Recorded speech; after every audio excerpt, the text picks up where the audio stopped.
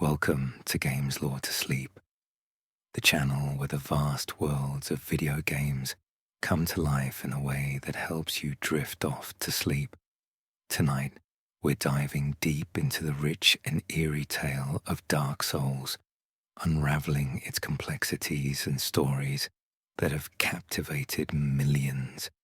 So get comfortable, close your eyes, and let's travel through the vast, perilous world of Lordran. Enjoy the lore, and let sleep find you. In the beginning, there was only grey. The grey of stone and earth, the grey of unchanging eternity. A world void of time, void of seasons, void of life as we understand it. There was no light, no darkness, no heat or cold, just an endless, undifferentiated existence. It was a time when nothing moved, when nothing changed. The world was made of massive grey crags rising from the earth, their jagged shapes etched in stillness. No wind could erode them, for time did not exist. The rocks simply stood, ancient and untouched, as if carved from a single colossal boulder. The sky above was the same, an unyielding grey, offering no distinction between day and night, no progression of dawn to dusk. The air was thick with a perpetual fog, a mist so dense that it concealed everything from view. There was no horizon to mark where the land met the sky, only the ever-present impenetrable grey. In this timeless world, nothing happened. The world was not alive. It simply was. And yet, even in such a world, there were forces at work beneath the surface, forces that would bring about the greatest change the world would ever know. Deep below the surface, beneath the roots of the ancient trees that grew among the stone crags, something began to stir. It was a subtle movement at first, barely perceptible, a spark in the deepest, most suffocating darkness. It seemed an impossible anomaly. There had been no change, no motion, no spark of life in the world for as long as anyone could remember. But now, something was beginning to break the stillness. That spark grew, slowly at first, until it became a flicker of light, tiny but powerful. It did not belong in this world. It was foreign, an intruder, and yet it existed. This was the first flame. It was the force that would shatter the tranquility of the Age of Ancients. For the first time, something other than stasis had arrived.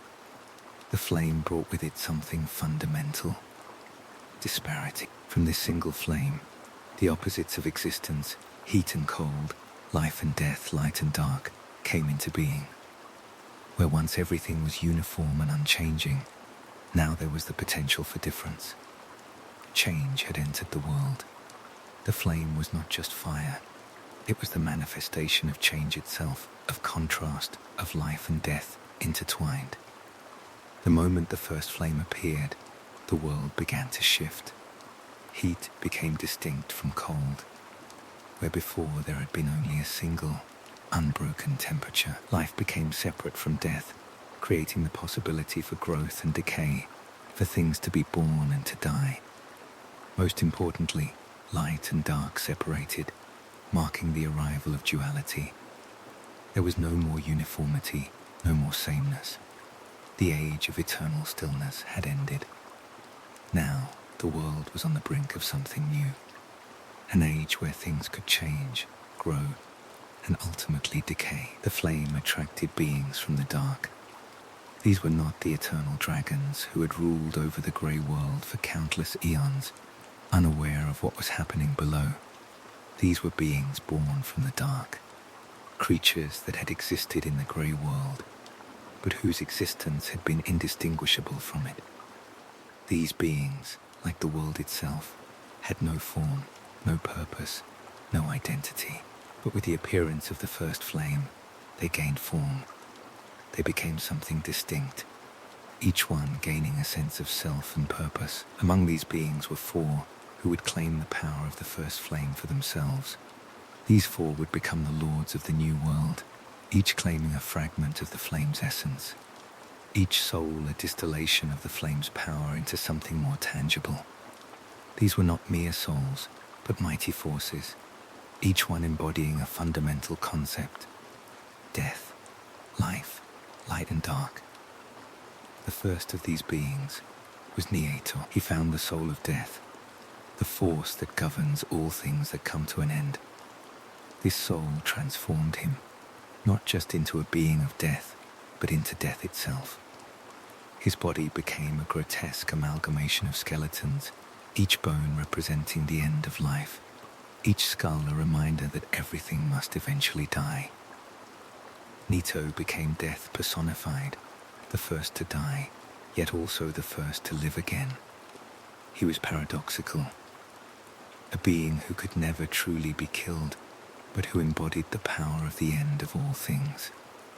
His transformation was not without consequence. The very essence of death permeated his being, and wherever he went, the concept of mortality followed.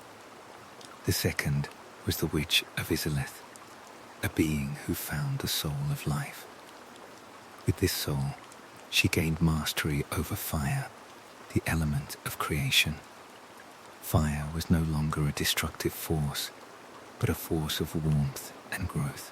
The Witch of Izalith became the master of pyromancy, the art of shaping fire to bring about life and transformation. Along with her 7 daughters, she established a civilization in the depths of the earth, a place where fire and soul were studied and mastered. Izalith became a kingdom of creativity, a place where new things were born and life flourished. The Witch of Izalith's soul granted her immense power, but with it came a growing fear. The first flame, though powerful, was not eternal. It would burn out one day, and when it did, what would happen to the world she had created? The third was Gwyn, the Lord of Sunlight. He claimed the soul of light, the most powerful of the 4 souls. His soul burned with the power of the sun itself. With this power, Gwyn became a mighty ruler. His presence radiated warmth and light, bringing life and energy wherever he went. Gwyn was the embodiment of light, of hope and glory. He sought to establish an age of fire, one where the first flame would burn bright forever. Gwyn's ambitions were grand. He gathered powerful warriors to his side, forming an army to fight against the dragons who had ruled the unchanging world for so long. Gwyn was not content to merely defeat the dragons. He wanted to build something everlasting, a kingdom that would stand as a testament to the power of the flame. He created Anor Londo, the city of the gods, high above the world. It was a shining monument to the age of fire, a place of great beauty and power. The fourth and final being was the furtive pygmy, a figure so easily forgotten by history. The pygmy found the dark soul, the soul that held the power of humanity. Unlike the other lords, the pygmy did not seek personal power. Instead, the pygmy divided the dark soul into countless fragments, each fragment becoming a spark of humanity. These fragments were scattered across the world, giving rise to the first humans, beings who were small and weak compared to the mighty lords, but who carried within them the potential for greatness. The pygmy's gift was not for himself. It was for all of humanity. The power of the dark soul was now within them, a force that could grow and change, a force that could challenge even the gods themselves. With the souls of the first flame in their possession, the 4 lords looked toward the world above, the world ruled by the everlasting dragons. These dragons were beings of stone, eternal and unchanging, representing everything that the lords now opposed. The dragons had no need for the flame. They had existed in a world without change, without the need for growth or decay. The dragons were the perfect representation of the age of ancients. They had no desire to fight, no ambition to conquer. They simply were, and that the Lords knew was the problem. For the Age of Ancients to end, the dragons had to fall. And so, the war for the world began. After the first flame had ignited and the world had begun to change, the four lords who had claimed its power set their sights on the future. Each one was transformed by the souls they had acquired. These souls were not simply powerful artifacts. They embodied the very essence of the concepts they represented: death, life, light, and dark. The power they held was immense, shaping not only their physical forms, but also the very nature of the world around them. Each Lord's soul became a part of their being, infusing them with power and purpose, but also burdening them with the responsibility of that power. The first of the Lords was Nieto, who claimed the soul of death. In many ways, Nieto was the most paradoxical of the four. He was the embodiment of death, yet his existence was in defiance of it. The soul of death transformed him into something truly monstrous, a grotesque being composed of countless skeletons, each one a reminder of the mortality that had once been absent from the world. Nieto's very form became an amalgamation of death, and it was said that his body held the souls of the long dead, each skeleton fused into him. He became death itself, an immortal being who oversaw the end of all things. Nieto was not a cruel or malicious god. He did not seek to conquer the world or to create grand kingdoms. Instead, he retreated to the deep tombs of the giants, a place where death would reign supreme. There, Nieto presided over death, allowing it to claim all living things in its time. His rule was impartial, for he was not a god of mercy or malice. He was simply the executor of death, a being who fulfilled the natural order. As time passed, Nieto's power grew. His realm, the Tomb of the Giants, became a place of great reverence, as those who died would eventually find their way to his domain. But despite his power, Nieto remained an enigmatic figure. He did not desire to shape the world. His existence was a simple one, focused on his function as the Lord of Death. The second Lord was the Witch of Izalith, who found the soul of life. Where Nieto had embraced death, the Witch of Izalith embraced creation. Her soul granted her control over fire, not the destructive flames of war, but the creative flames that could bring forth life and transformation. With this power, the Witch of Izalith became the mistress of pyromancy, an art that could mold and shape the very fabric of existence. She used her abilities to create and shape life, bringing forth new beings and nurturing them with the warmth of fire. Along with her 7 daughters, the witch established a great civilization deep underground in the realm of Izalith. This kingdom became a center of learning, where the secrets of fire and soul were studied and mastered. But the Witch of Izalith's ambition was not without limits. She too was aware of the fragility of the first flame. While the flame burned brightly in the early days, she knew that it would eventually fade. The very nature of fire was to burn and consume, and so she began to fear what would happen once the flame had burned itself out. Would the world return to the eternal greyness of the Age of Ancients? Would the creative spark of life that she had nurtured be extinguished? The fear of the flame's eventual demise drove her to experiment further, to seek ways to ensure the flame would never fade. But this path, this pursuit of immortality through fire, would ultimately lead to tragedy. The third Lord, Gwyn, was the embodiment of light. His soul, the most powerful of the 4 souls, was a manifestation of the sun itself. With the soul of light, Gwyn became a mighty warrior and king. His body burned with the power of sunlight, and he wielded this power to bring warmth and light to the world. Gwyn was a symbol of hope and strength. He sought to build an age of fire that would last forever, a world of warmth and light. His kingdom, Anor rose high above the earth, a shining city of white stone, built in the image of the gods. Gwyn's ambition was grand.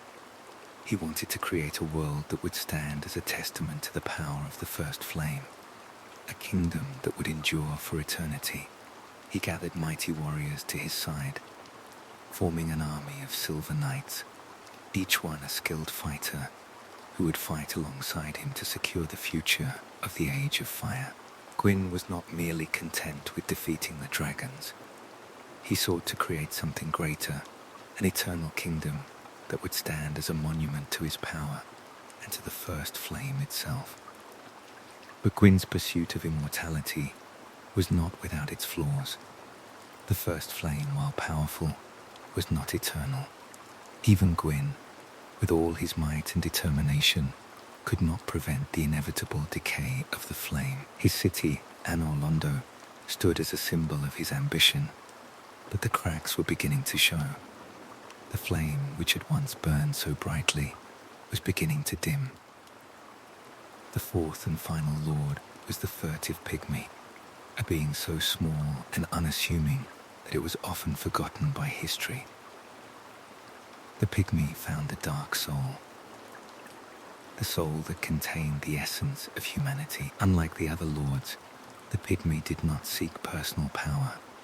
Instead, the pygmy divided the dark soul into countless fragments, each one becoming a spark of humanity. These fragments were scattered throughout the world, giving rise to the first humans, beings who were small and weak compared to the lords, but who carried within them the potential for greatness. The pygmy's gift to humanity was a double-edged sword. The humans were weak, frail creatures, far less powerful than the mighty lords who ruled the world. Yet within them, the potential for greatness was hidden. The pygmy had scattered the dark soul into fragments, and as humans gathered more humanity, they grew in power. The more humanity they collected, the stronger they became. Humans were weak individually, but together they had the potential to challenge the gods themselves. The pygmy did not seek to rule the world. His gift was one of creation, of spreading the potential for greatness among the weak. But with this gift came a burden. The darkness within humanity was a powerful force, one that would eventually manifest in ways the lords could not control. The dark soul was not a force of creation, but one of destruction. The more humanity grew, the more the dark would push back against the light. Each of the four lords had a distinct purpose, a role to play in the shaping of the world. Nieto brought death, the Witch of Izalith brought life, Gwyn brought light, and the pygmy brought humanity. Together they represented the balance of existence, the forces that would shape the world and the future. But their ambitions, their desires, and their actions would lead to conflict. And that conflict would bring about the end of the Age of Ancients and the beginning of the Age of Fire. The world, once ruled by the everlasting dragons, had changed forever with the arrival of the first flame. The flame had birthed disparity, light and dark, heat and cold, life and death, each of which represented a force powerful enough to reshape the fabric of existence itself. The four lords, transformed by the souls they had claimed, saw in the dragons not a necessary part of the world, but an obstacle to progress. The dragons, beings of stone and immortality, were incapable of change, and so they had to fall. The dragons had ruled the world for ages, their bodies impervious to harm. Their stone scales made them immortal, and their size and power were unrivaled. They were the embodiment of the Age of Ancients, unchanging, unyielding, eternal. The dragons did not need to fight for dominion. They simply existed as part of the very world they ruled. But this immortality, this unchanging nature, became their greatest weakness. The flame that had sparked change and growth could also destroy them. The lords, with their newfound powers, would soon challenge the dragons in a war unlike any the world had seen before. At the forefront of this battle was Gwyn, Lord of Sunlight. With the power of the first flame coursing through his veins, Gwyn became the mightiest of the lords, his soul burning with the energy of the sun itself. Gwyn's connection to the sun allowed him to wield lightning as a weapon, bolts of pure solar power that could strike down even the most powerful of foes. Gwyn and his Silver Knights, elite warriors who had fought beside him in the war against the dragons, would be the first to strike. Gwyn's lightning, concentrated and devastating, was unlike anything the dragons had ever encountered. The dragons had always been immune to harm, their stone scales providing perfect protection.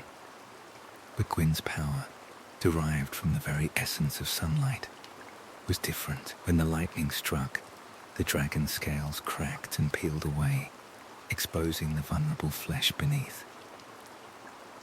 The invulnerability that the dragons had once relied upon was no longer enough to protect them. The first dragon to fall was not slain by Gwyn alone, but rather by the combined efforts of the lords and their followers.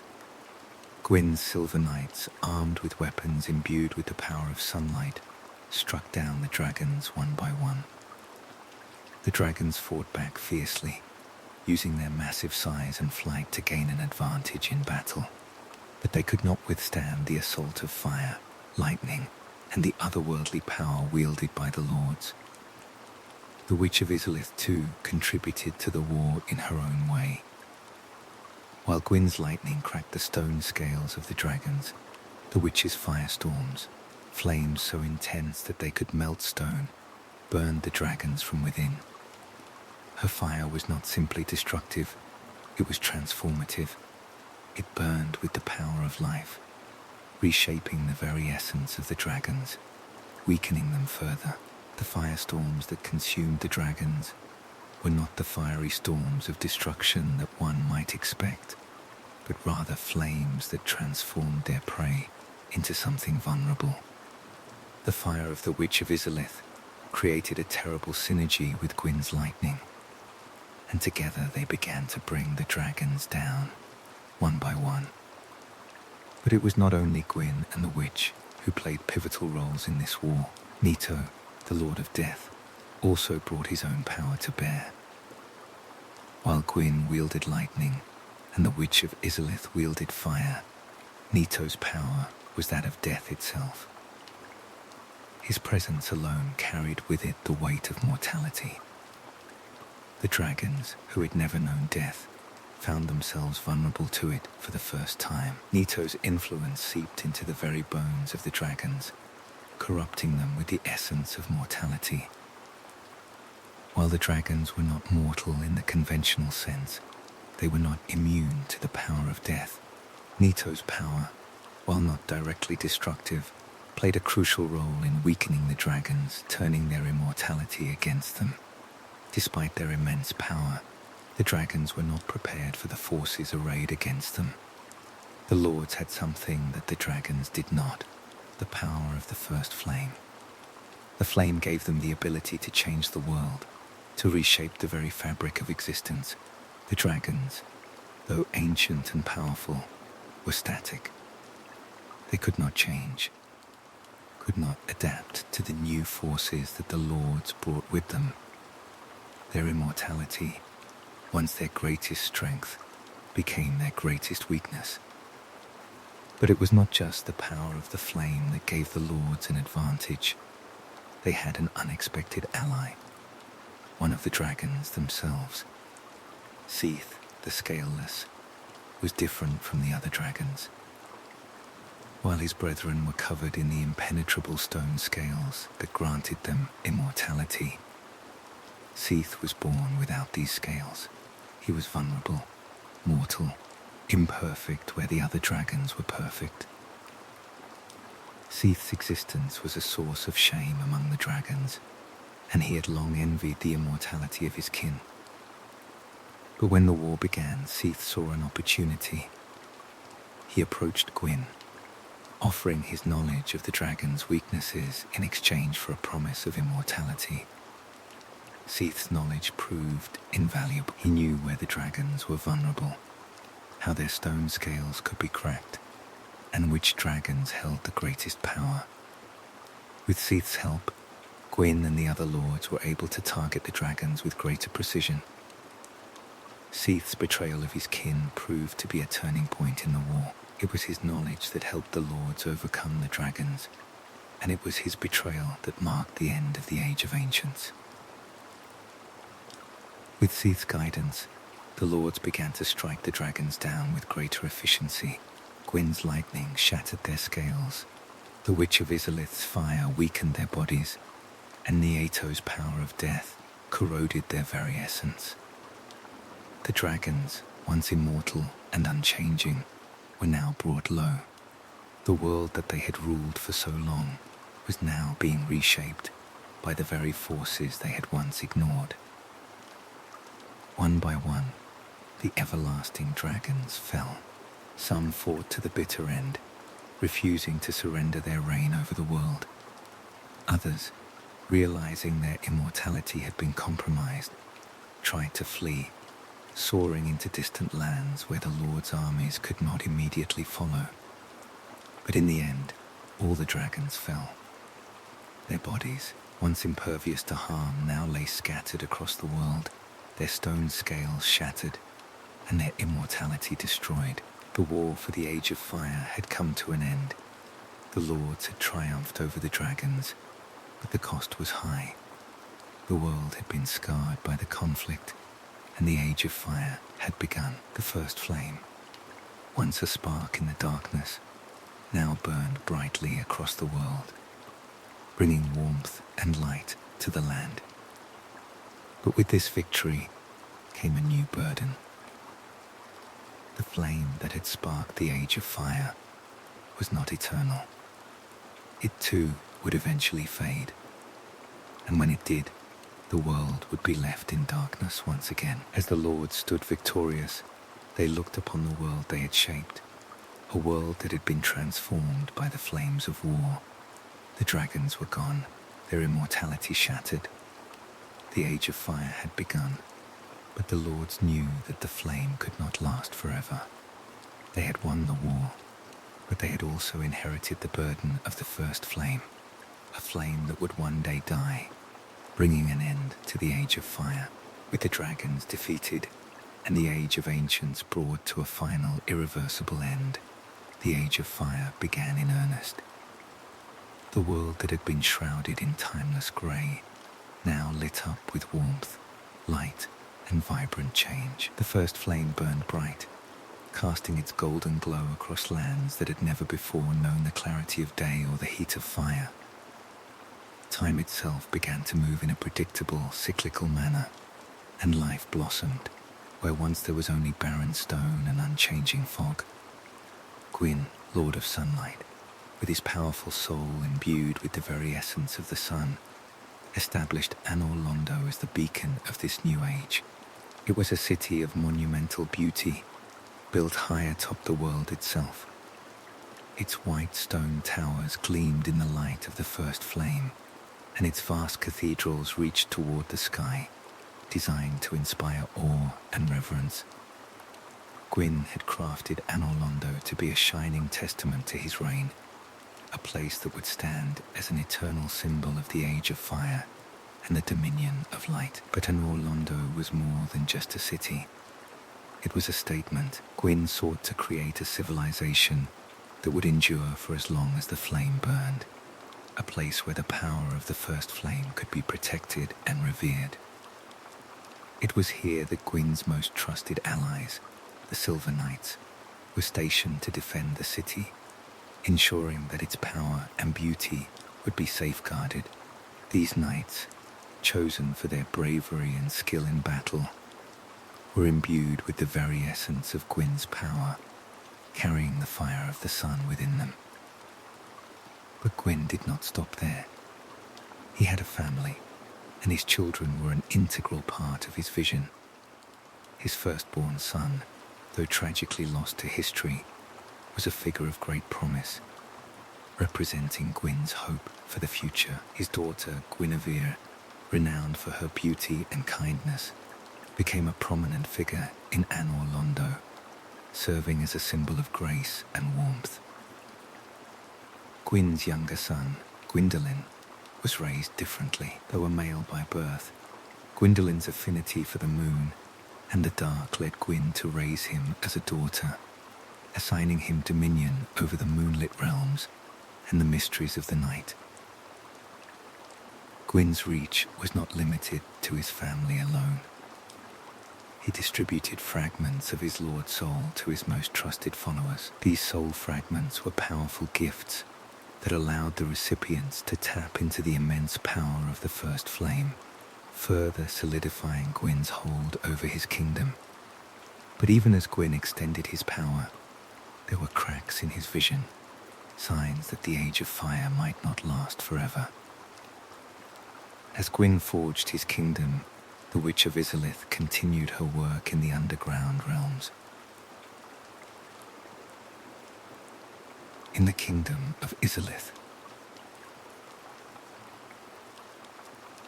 life and fire flourished. The witch's daughters, gifted with her power, perfected the art of pyromancy. It was said that the witch's fire had the ability to create and destroy in equal measure, an unstoppable force that could shape the world itself. Under her leadership, the city of Izalith became a beacon of magical advancement, a place of both wonder and danger. But as with all things in the Age of Fire, there was a dark side to this brilliance.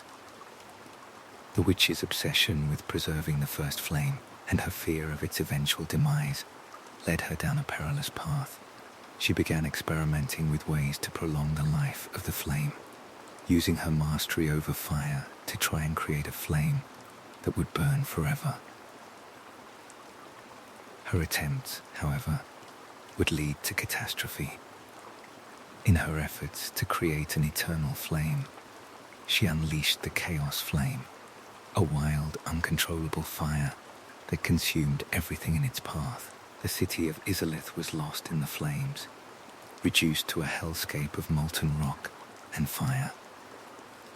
The witch's daughters, who had aided her in her experiments, were consumed by the chaos, their bodies twisted and transformed into monstrous forms. The witch herself was not spared. She was consumed by the chaos and transformed into the bed of chaos, a horrific half-living entity that lay at the heart of the destruction she had wrought. While the witch's fate was sealed in the flames of her own making, Gwyn's reign continued to flourish in Anor Londo.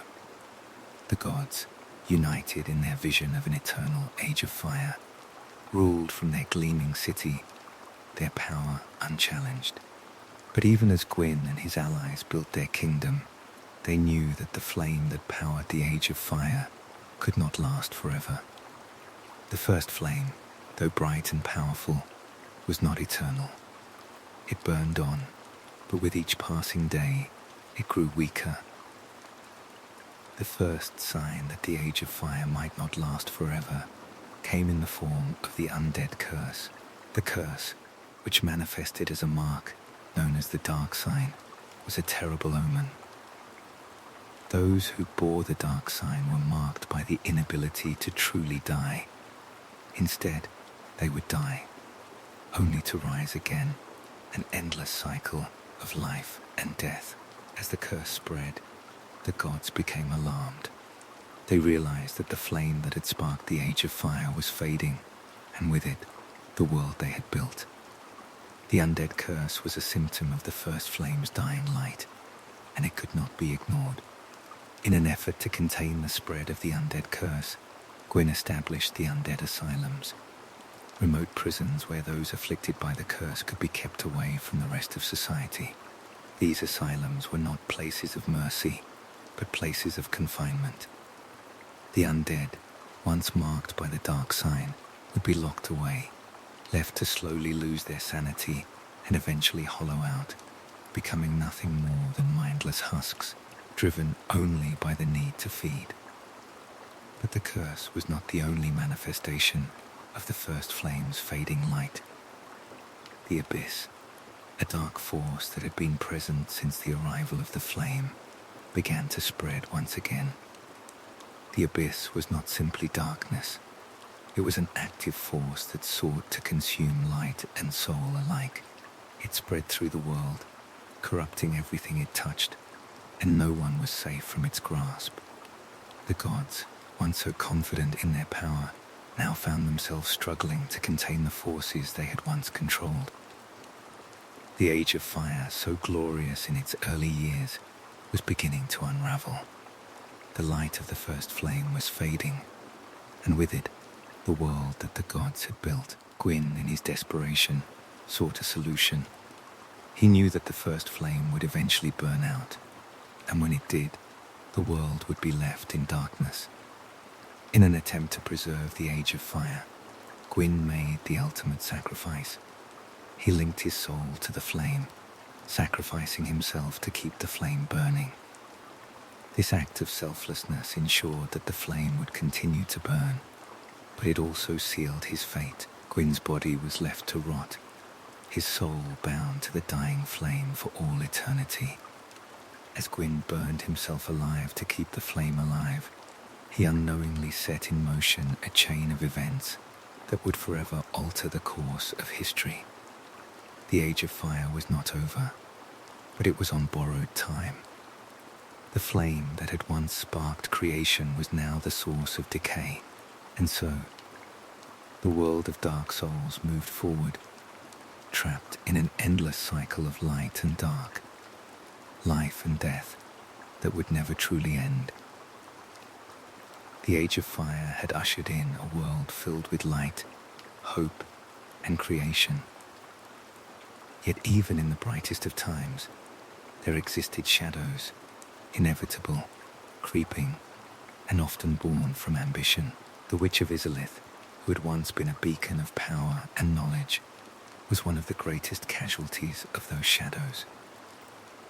Her quest for immortality, her obsession with preserving the fire that fueled the Age of Fire, would eventually lead to the destruction of her kingdom, her people, and her legacy. But her tale was more than just one of failure. It was a story about the price of unchecked ambition, the dangers of trying to control forces beyond comprehension. Izalith, the city she built with her own hands, was a place of flame and life. A civilization born from the very soul of the witch. She, along with her daughters, had mastered pyromancy, an art of fire that could shape the world itself.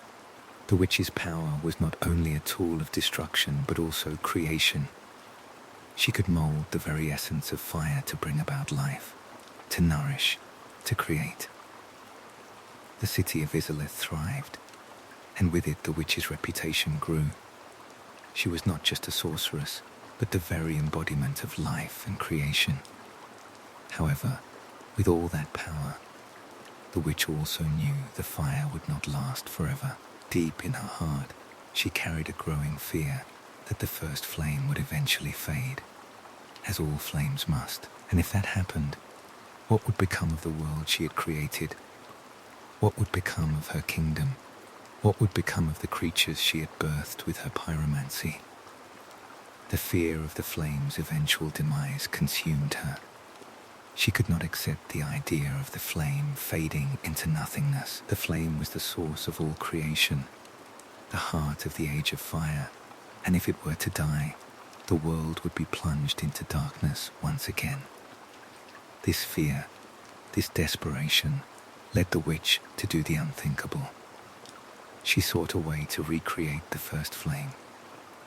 It was an ambitious plan, one that even she, with all her power, could barely comprehend. She believed that if she could recreate the first flame, she could ensure the survival of the Age of Fire forever. She would not only preserve the flame, but expand upon it. She believed that by using her Lord's soul, the soul of life itself, she could spark a new flame, one that would burn forever and keep the world alive. But as the witch began her experiments, something went terribly wrong. She had underestimated the power of the flame, its nature, and its capacity to change the world. What the witch had created was not a new first flame, but something far more dangerous, something beyond her control. The result of her experimentation was the Chaos Flame. The Chaos Flame was not a flame of life, but a flame of destruction. It was wild, uncontrollable, and destructive, consuming everything it touched. It spread rapidly, burning away everything in its path, including the very city that the witch had built. Izalith, once a shining beacon of pyromantic magic and creativity, was consumed by the flames of chaos. The once beautiful city was reduced to a hellish landscape of molten rock and fire. The witch's daughters, who had aided their mother in her grand experiment, were not spared. Some of them tried to contain the flames, using their pyromantic abilities to redirect the fire, to control it. But the chaos flame was too powerful, too unpredictable. One by one, the daughters were consumed by the flames. Some were twisted beyond recognition, transformed into monstrous forms, their bodies fused with the very fire that had given them life. The most notable of these transformations was that of the daughter named Quelag, who, along with her sister, became a half-spider, half-human monstrosity, forever bound to the chaos of her mother's making. The witch herself was not immune to the consequences of her actions. She, too, was consumed by the very flame she had sought to control. The chaos flame burned through her, consuming her body and soul. The witch was not destroyed, but she was transformed into something far worse, a horrifying, twisted being known as the Bed of Chaos. The witch's body, once the vessel of creation, had been corrupted into a grotesque, fiery tree-like structure that lay at the heart of the chaos she had unleashed. She was still alive in a sense, but her soul had been lost in the flames, and she was forever bound to the destructive force she had created. What remained of Izalith after the disaster was a ruined wasteland, a place where the flames of chaos still burned, unchecked and wild. The demons born from the chaos, creatures twisted by the flames, emerged from the ruins, spreading death and destruction wherever they went. These demons were unlike any creatures the world had seen before. They were not simply born from the fire, but were the very embodiment of chaos, creatures driven by hunger and a need to consume. Despite the witch's tragedy, the chaos she had unleashed did not end with her fall.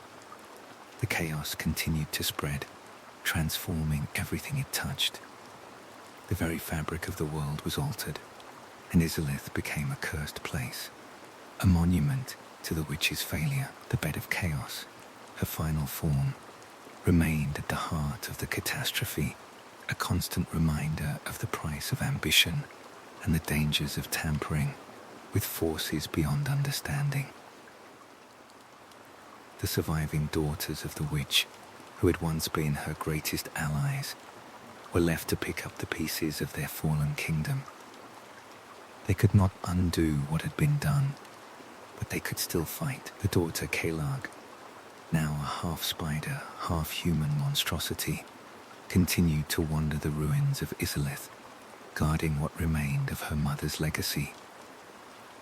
Other survivors, such as the pyromancer trainer, Kana, who had been away when the disaster struck, dedicated themselves to fighting the demons born from the chaos. Kana's efforts were not without purpose, as she sought to teach others how to harness the power of fire to combat the destructive force of the chaos flame.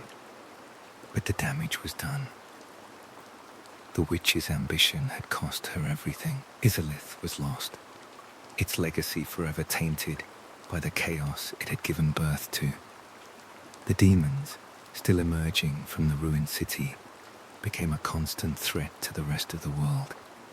The world, once filled with the warmth of the first flame, was now shadowed by the chaos that had consumed it. The tragedy of Izalith and the witch's fall served as a warning to all who would follow in her footsteps. The pursuit of immortality, the desire to control forces beyond comprehension, had led to nothing but ruin. The flame, once a source of creation, had become a source of destruction. The age of fire, though still burning brightly, was now on borrowed time. The forces of darkness were stirring once again, and the flame would one day burn out. The cycle of creation and destruction, life and death, was set to repeat itself once again. The age of fire, once burning with the brilliance of Gwyn's sun and the fiery ambition of the Witch of Izalith, was now entering a slow and inevitable decline.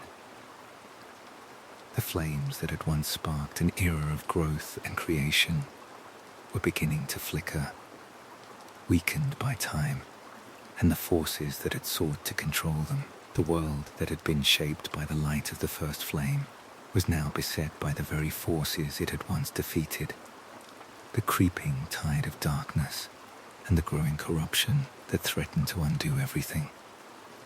For Gwyn, the Lord of Sunlight, the knowledge of the flame's eventual death was a bitter truth that he could not bear. Having sacrificed so much to ignite the Age of Fire, Gwyn had dedicated his entire existence to its preservation. His city, Anorlondo, was a monument to his vision, a place where the light of the first flame could shine forever. But even Gwyn's unparalleled might and ambition could not halt the inevitable. The first flame, though powerful, was a finite force, and it was slowly burning itself out. As the flame weakened, so too did the strength of the gods. Gwyn, the greatest of the gods, felt the first pangs of doubt. He had given everything to the Age of Fire, and yet it seemed as though nothing could stop the flame from fading. Time, once so unimportant in the Age of Ancients, was now a looming force that could not be ignored. The cycle of life and death, growth and decay, had begun to encroach on the world that had been shaped by the light. It was during this time that Gwyn made the most difficult decision of his long life. In an effort to preserve the flame, he sought to do the unthinkable. He would sacrifice himself to the first flame. Gwyn's sacrifice was not one of martyrdom, nor was it a simple choice to allow himself to perish. Instead, he linked his soul to the first flame, burning himself alive to keep the flame burning for as long as possible. The cost of this sacrifice was immense. Gwyn, once a mighty lord who had commanded the power of the sun, was now little more than a broken husk, his body consumed by the flames of his own making. His soul, bound to the dying flame, would remain there for eternity. But the flame, though weakened, would continue to burn. Gwyn's act of selflessness ensured that the Age of Fire would not immediately come to an end. For a time at least, the first flame would continue to light the world. But even as Gwyn made his sacrifice, the darkness was growing stronger. The flame, weakened by time and sacrifice, was not enough to keep the forces of the dark at bay. The Undead Curse, a manifestation of the growing darkness, began to spread across the world, infecting both gods and mortals alike. Those who were afflicted by the curse could not die. Not truly. They would die, only to rise again, each time weaker, each time less human. The curse was a sign that the flame was fading, that the Age of Fire was slipping away. And as the Undead Curse spread, it became clear that the world was changing in ways that could not be undone. The gods, in their desperation to preserve the Age of Fire, took drastic measures. Gwyn and his fellow gods created the Undead Asylums, remote prisons where the cursed could be kept away from the living. These asylums were meant to contain the undead, to separate them from society before they could become hollow, mindless shells of their former selves, driven only by instinct. But the asylums were not the mercy the gods had hoped them to be. The undead were left to rot in these prisons, slowly losing their humanity with each death and rebirth, until they became nothing more than empty vessels. The curse was not the only sign that the flame was dying. The abyss, the dark force that had existed since the birth of the first flame, began to spread once again. The abyss was a manifestation of the dark soul, a force of entropy that sought to consume the light. It seeped into the world, corrupting everything it touched. The once vibrant lands of Lordran were now threatened by the creeping darkness, and even the gods themselves could not escape its reach. The city of New Londo, once a prosperous hub of human civilization, was one of the first to fall to the abyss. The four kings, powerful beings who had once been loyal servants of Gwyn, were corrupted by the dark forces they sought to contain. They embraced the abyss, believing that by doing so, they could gain power over it. But the abyss was not something to be controlled. It consumed the four kings, twisting them into dark, monstrous versions of themselves. And as the abyss spread, so too did its influence. New Londo was flooded, its people drowned to contain the dark force that had taken hold of the city. The abyss had claimed another victim. Meanwhile, the Undead Curse continued to spread, bringing with it a wave of suffering. The undead were not the only ones to suffer from the curse, however. Gwyn and his gods were now faced with the realization that their reign was nearing its end. The flame, once so bright, was now fading. The gods could no longer pretend that the Age of Fire would last forever, and even as Gwyn clung to the hope that his sacrifice had bought them more time, it became clear that the flame would not last. Gwyn's sacrifice was not enough to halt the inevitable. The flame flickered, weakened by the passing of time, by the curse, and by the growing darkness. The world that had been shaped by the Age of Fire was now on the brink of a new era. The light of the first flame would soon die, and with it, the Age of Fire would come to an end. Yet, even in the face of this looming darkness, there was still hope. Humanity, born of the dark soul, still held the potential for greatness. It was the humans, weak as they were, who held the key to the future. They had the potential to challenge the gods themselves, to wield the power of the dark soul and bring about a new age. The Age of Fire may have been dying, but the Age of Man was about to begin. The flame may have flickered, but humanity would continue to rise. As the first flame burned ever dimmer and the Age of Fire began to fade, the gods and their followers found themselves at a crossroads. The world that had once been filled with the radiance of light and the warmth of the flame was now being consumed by the dark. Gwyn, in his self-sacrificial attempt to preserve the flame, had bought the world more time. But time was quickly running out. The abyss had spread its tendrils across the land, and the Undead Curse threatened to unravel the very fabric of existence. The darkness was not merely encroaching, it was an active, destructive force that would not be denied. In these dark days, there was one knight whose name was synonymous with courage and unwavering dedication: Artorius, the Abyss Walker. Artorius had been Gwyn's greatest knight, the champion of Anor Londo, a legendary figure known for his skill in battle and his unyielding resolve. He had fought in the war against the dragons, bringing down many of the ancient creatures with his legendary sword and his unmatched martial prowess. Artorius was a symbol of the Age of Fire itself, embodying the virtues of light, courage, and heroism. But his story, as it would unfold, would prove to be far more tragic than anyone could have anticipated. Artorius' greatest challenge came when the abyss, a force of darkness that had long been dormant, began to rise once again. The abyss was no mere absence of light. It was a tangible, corrupting force that consumed everything it touched, turning it into something twisted and unrecognizable. The abyss had claimed New Londo, twisting the four kings into dark versions of themselves, and it now sought to spread further, threatening to engulf the world. The abyss was relentless and all-consuming, a force that could not be reasoned with, nor could it be easily defeated.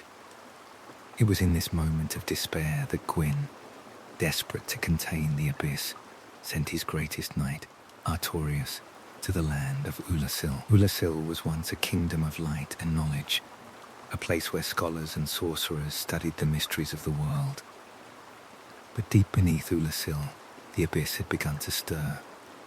The primeval human Manis had been buried there long ago, and his remains held a powerful fragment of the dark soul. The people of Ulasil, in their curiosity and ambition, had disturbed his grave, awakening the abyss once more. This ancient primordial dark, which had once been held at bay by the light, had now returned to wreak havoc on the world. Gwyn's decision to send Artorius to stop the abyss in Ulasil was born out of necessity. Artorius was the perfect knight for the task. He was strong, disciplined, and unwavering in his duty. Gwyn believed that Artorius could face the abyss and defeat it, just as he had defeated the dragons in the past. Armed with his legendary sword and his unbreakable will, Artorius descended into the darkness of Ulasil to confront the evil that had been unleashed. At first, Artorius made great progress. His skill in combat was unmatched, and he cut his way through the twisted creatures of the abyss with ease. The land of Ulasil, once a peaceful kingdom, had been transformed into a nightmare of darkness and madness. The people of Ulasil had been corrupted, their bodies and minds twisted by the abyss. Artorius fought through them, determined to reach Manis at the heart of the abyss.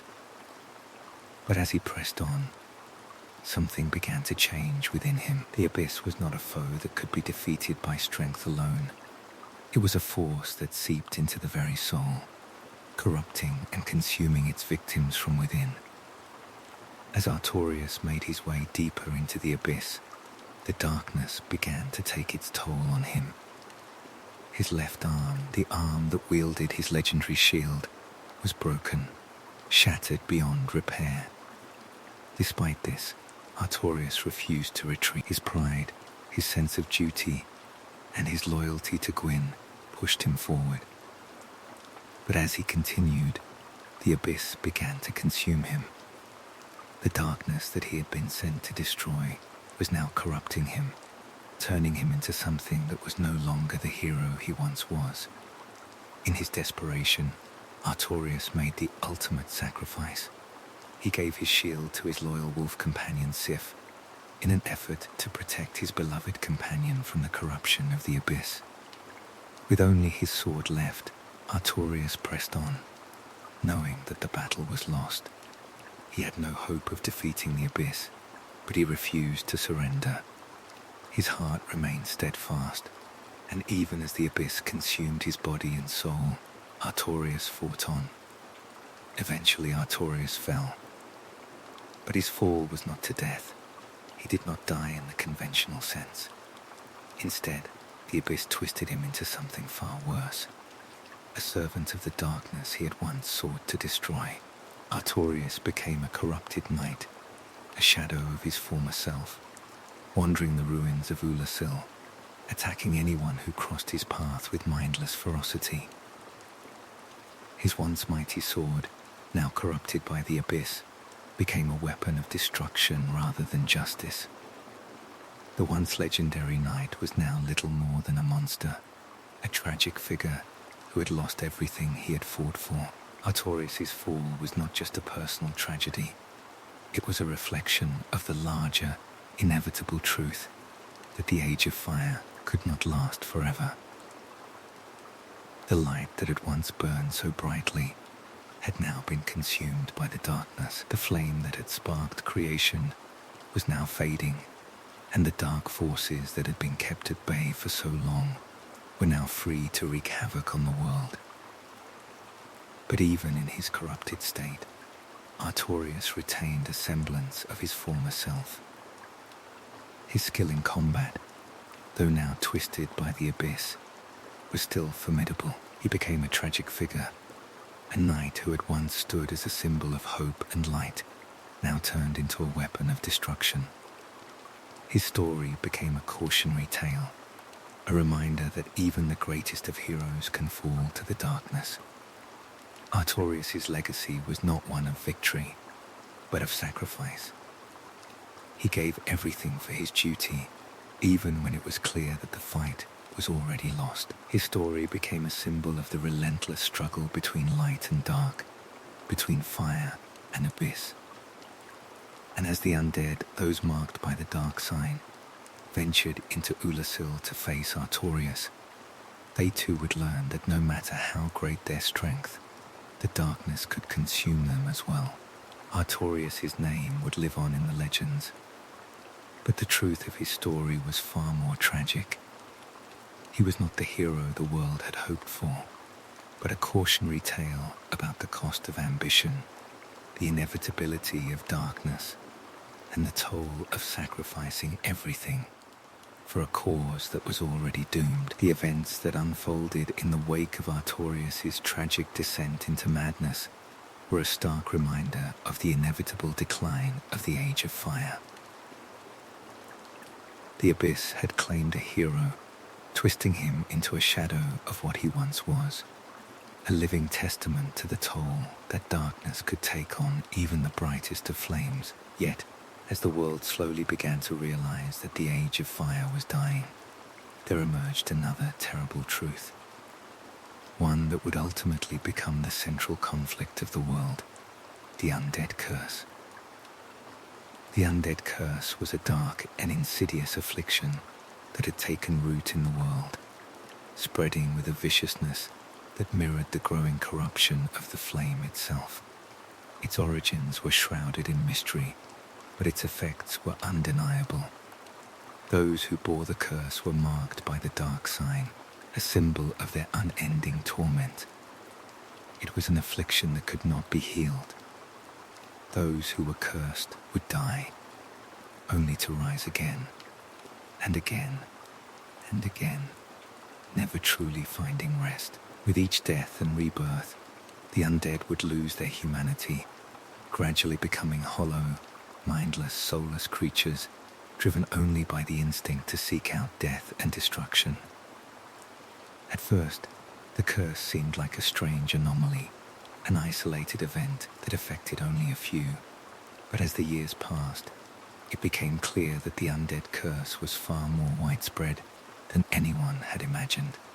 It began to touch not just the common folk, but even the nobility, the once proud kings and queens who had ruled with the power of the first flame. They too were now marked by the dark sign. The curse was not limited to any class or race. It had spread far and wide, infecting both the gods and the mortals who had once been free from its grasp. The undead were not just an inconvenience. They were a sign that the flame, once a brilliant source of warmth and life, was fading. The very fabric of the world was changing. The first flame had burned too long, and its light had begun to wane. As the flame flickered and died, the curse spread like wildfire, consuming everything in its path. It was in this environment of decay and despair that the most unfortunate truth was revealed. The curse could not be stopped. It could not be undone. The undead, once mere outcasts of society, were now the inevitable consequence of the dying flame. The gods, in their desperation, tried to contain the curse. They built asylums, isolated prisons where the undead could be quarantined and controlled. These prisons were meant to keep the undead from spreading, to lock them away from the rest of the world. But it was too late. The undead curse had spread too far. The asylums became little more than tombs for the damned, filled with hollowed creatures, trapped in an endless cycle of death and rebirth. The curse was not the only sign of the fading flame.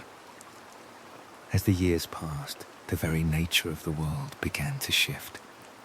The forces of darkness that had once been contained by the flame's light were now free to grow. The abyss, which had once been a distant and ignored threat, had begun to spread once again. The abyss had claimed Ulasil, had twisted Artorias, and now it threatened to swallow the world whole. The deep darkness that had once been kept at bay by the light of the first flame was now pressing in from every side. The world, once a place of warmth and light, was now becoming a place of shadow and despair. Yet, even as the Undead Curse spread and the darkness grew, there was still hope. A flicker of light remained, and it was in this faint, dying light that the true meaning of the Undead Curse would become clear. The curse was not simply a mark of death. It was a call to action. It was a challenge, a test for those who still had the strength to face it. And it was through the struggle to end the curse that the true hero of the Age of Fire would arise. The player, the undead who had been marked by the dark sign, would become the key to saving or dooming the world. In a world where the gods had faltered, where the flame was dying and the abyss was spreading, the undead had the potential to either rekindle the flame or bring about its final extinction. The journey of the undead began in the Undead Asylum, a prison built to contain those afflicted by the curse. This grim fortress, located in the farthest corner of the world, was a place where hope went to die. It was here that the undead were sent, locked away to await their inevitable hollowing. But the player, marked by the dark sign, was different. Unlike the others, the player retained their sense of self and purpose. They were not yet hollow. They had not yet lost their humanity. The player's journey would take them across the ruined lands of Lordran, through dark forests, decaying cities, and into the heart of the world's deepest nightmares. Along the way, they would encounter other undead, some still holding on to their humanity, others long since hollowed beyond recognition.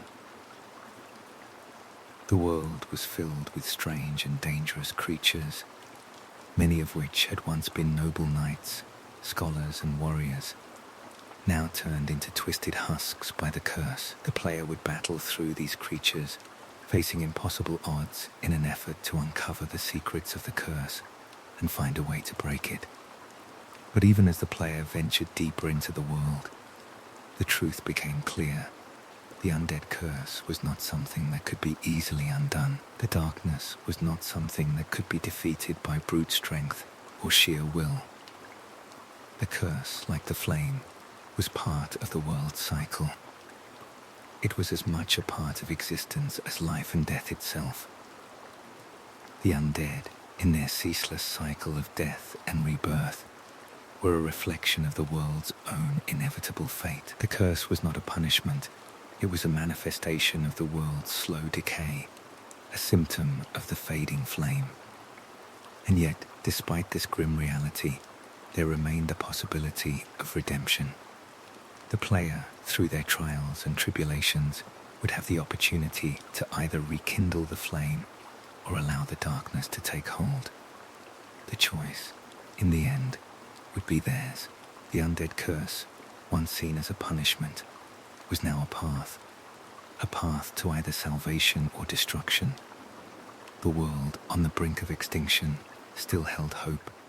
It was in the hands of the undead, the very ones who were cursed, that the fate of the world would be decided. The question remained, would the flame be rekindled, or would the world be swallowed by the abyss, its light extinguished forever? The Age of Fire was crumbling, its once vibrant light flickering, struggling against the inevitable forces of darkness. The flames that had given birth to the world were now dying, and with it, the world itself seemed to be decaying. The Undead Curse spread like a disease, marking those it touched with the dark sign, ensuring that death was not an escape, but a curse that brought only more suffering. Yet, within the darkest corners of this decaying world, there existed a singular hope, a glimmer of possibility in the form of the chosen undead. The chosen undead was not like the others. Unlike those who had long since succumbed to the hollowing, the chosen undead had retained their humanity and their will. They were marked by the dark sign, but they were different from the other undead. They had the power to defy the curse, to break free from the cycle of death and rebirth that had defined the lives of so many. The chosen undead was destined for a greater purpose, though that purpose was shrouded in mystery. The journey of the chosen undead began in the Undead Asylum, a prison for those cursed with the dark sign. The asylum was a bleak and oppressive place, filled with despair and hopelessness. It was a place where the undead were abandoned, left to rot away in isolation until they hollowed beyond recognition. But the chosen undead, unlike the others, managed to escape. Their escape from the asylum was the first sign that they were different, that they had the potential to change the world. As the chosen undead traveled through Lordran, they encountered many others who were also cursed by the dark sign. Some of these undead were still clinging to their humanity, desperately trying to hold on to the fragments of their former selves. Others had long since hollowed, becoming mindless creatures, driven only by instinct. The chosen undead battled their way through these creatures, their path filled with peril at every turn. They ventured through dark forests, decaying cities, and towering castles, each step taking them closer to the heart of the curse that had taken hold of the world. But the world was not only filled with suffering and decay, there were still remnants of hope scattered throughout the lands. The chosen undead encountered allies along their journey, many of whom had their own struggles with the curse. Some were fellow undead who had not yet lost their humanity, while others were remnants of the gods who had once ruled the land. Each of these figures played a role in the chosen undead's journey, offering guidance, support, and sometimes a warning of the dangers that lay ahead. One such figure was the enigmatic merchant, Patches, who had once been a member of the god's army, but had since fallen from grace. Patches, a character who embodied the chaotic and unpredictable nature of the world, offered the chosen undead his wares in exchange for favors, all the while scheming to ensure his own survival. His dealings were less about altruism and more about self-preservation, but the chosen undead could not afford to ignore the resources he provided, for they would need every advantage in their quest. Another ally, the tragic warrior Sigmire of Katarina, embodied the last vestiges of knightly virtue. Sigmire, a jovial but ultimately melancholic figure, had been trapped in the ruins of the world's glory days. He was a relic of a bygone era, bound by a sense of duty that no longer had a place in the darkening world. Despite his eccentricities and occasional bumbling, Sigmire proved to be a loyal companion, offering help to the chosen undead when they needed it most. As the chosen undead ventured further into the lands of Lordran, they came to realize that their journey was not just about defeating the undead or stopping the curse. It was about rekindling the first flame. The chosen undead was tasked with a mission far greater than any hero before them. They were to make a choice, to link the fire and prolong the age of fire, or to let it die out, bringing forth the age of dark. This choice was not one of light and goodness, but of sacrifice and consequence. The chosen undead had to decide whether to keep the flame burning, even at the cost of their own humanity, or to embrace the darkness that the world had been moving toward. The chosen undead's journey led them through the most perilous lands in Lordran, including the treacherous catacombs and the dark, haunting areas that lay beneath the surface of the world. In these dark places, the chosen undead would encounter the remnants of the gods who had once ruled over the world. Some of these gods had long since abandoned their power, while others had been corrupted by the curse and the darkness.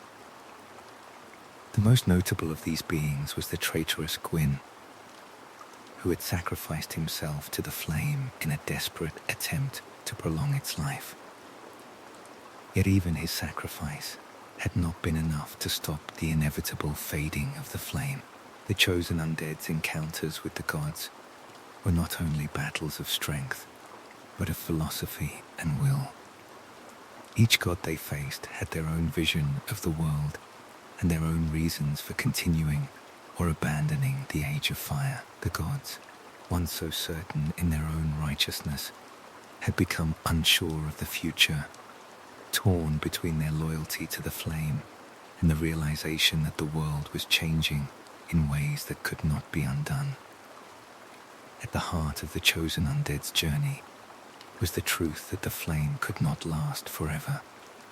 It was destined to die, and with it, the world that had been built around it.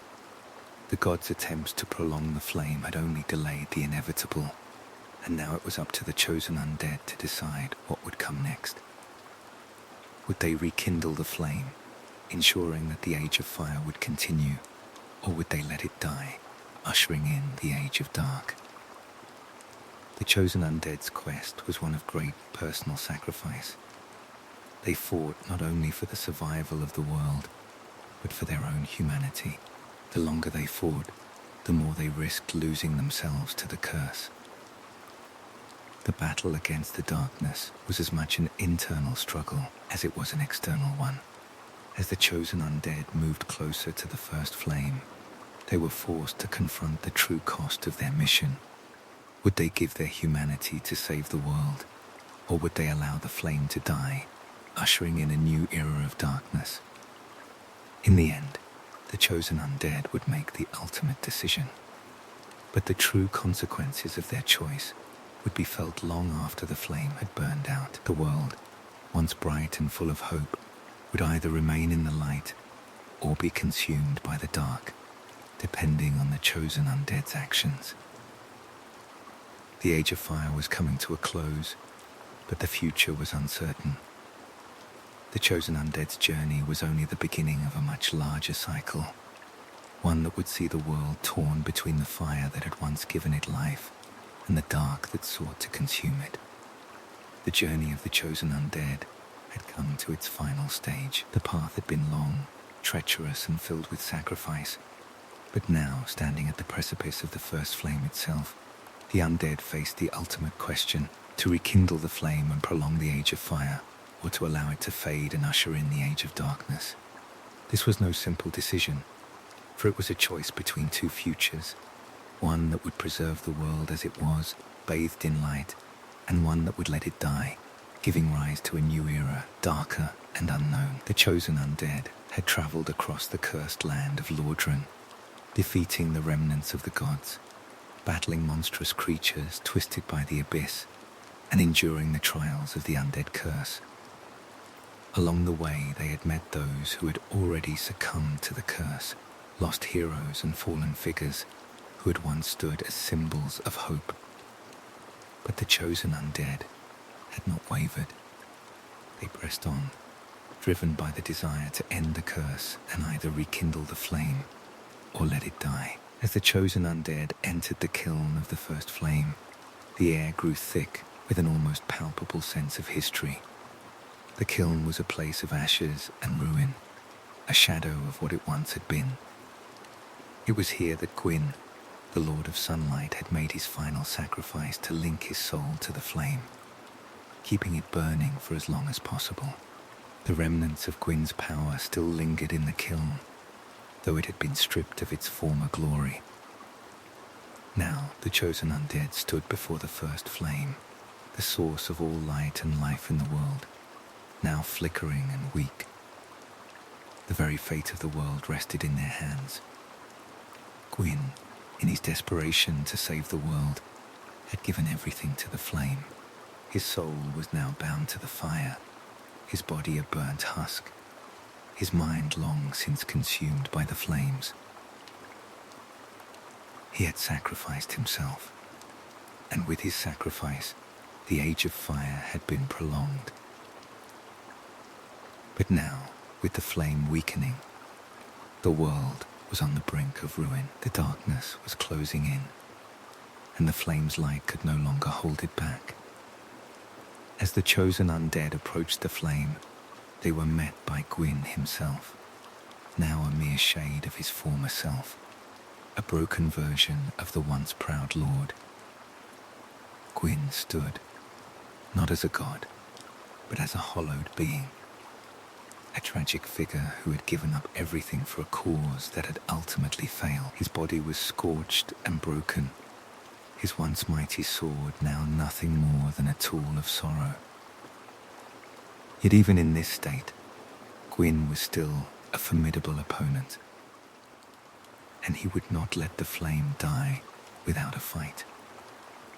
The chosen undead and Gwyn, the last vestige of the Age of Fire, clashed in a battle that would decide the future of the world. Gwyn's lightning-fast attacks, fueled by the last remnants of his soul, were a testament to his enduring strength. But the chosen undead, armed with the knowledge of the world's fate and the power of their own will, fought with the resolve of one who had already crossed the point of no return. Each blow from Gwyn brought them closer to understanding that this battle was not just about defeating an opponent, but about accepting the inevitable end of an age. The battle raged on, the flames of the first flame flickering dangerously, threatening to extinguish with each passing moment. But in the end, the chosen undead emerged victorious, striking down Gwyn and extinguishing the final flicker of the flame that had once burned so brightly. The world fell silent, the light of the first flame now fading into nothingness. Gwyn, the once proud lord, was defeated, and with him, the Age of Fire came to an end. But this was not the end of the chosen undead's journey. The flame was gone, but in its place, a new age began to emerge. The Age of Darkness, the age that had long been feared, had arrived. The darkness was not an absence of light, but a force unto itself, a force that would reshape the world in its own image. With the flame extinguished, the world was no longer bound by the rules that had governed it for so long. The world was now free to grow, to change, to evolve. The chosen undead, standing in the ashes of the old world, now faced a new challenge. The world had been reborn, but in this new world they could not simply stand by and let it fall into darkness. The flame had been extinguished, but there was still the possibility of hope, of a new future. The chosen undead, marked by the dark sign, was now the harbinger of a new world. A world where the cycle of fire and dark would continue, a cycle that could never truly be broken. But with the extinguishing of the flame came the fading of the gods, the loss of the divine light that had once governed the world. The gods, now little more than myths, were scattered and broken, their power no longer the guiding force that it had once been. And yet, even in the absence of the gods, the world still held meaning.